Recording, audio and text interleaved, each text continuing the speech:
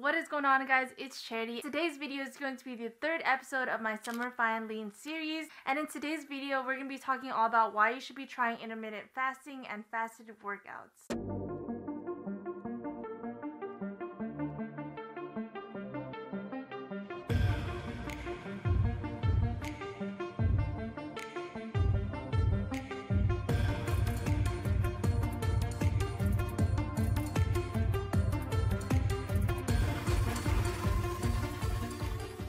So I'm pretty sure a lot of you already know what intermittent fasting is, but if you don't know what it is, it's basically a window frame where you eat in a certain number of hours in the day. So the most easiest one to do would be to fast for about 16 hours and then eat for the other 8 hours in the day. Most people start at like 1 or 2 in the afternoon, and then they'll have that eating period till like 9 to 10 o'clock at night, and then they will fast till the next day till again 1 or 2 p.m. And it's really simple. You're just basically skipping breakfast, which a lot of people already do. So I've been doing fasted workouts for a couple months now, and back then training on an empty stomach seemed pretty bizarre to me because I used to wake up super hungry and the first thing I wanted to do was eat breakfast. But after a while I started training myself to not eat the first thing in the morning, and what really helps me with my fasted workouts is intaking some type of caffeine, whether it's pre-workout or coffee. Just having that helps to suppress my appetite, and I don't feel like I need to eat first thing in the morning. So the number one reason why you should try fasted workouts is because when you're training fasted, instead of using the food that you just ate as a fuel source, your body's going to be using that fat as a type of energy source. So in other words, you're going to be burning more fat when you do these fasted workouts. So there are a lot of benefits to intermittent fasting. There's actually a lot of science that backs up why you should try fasting,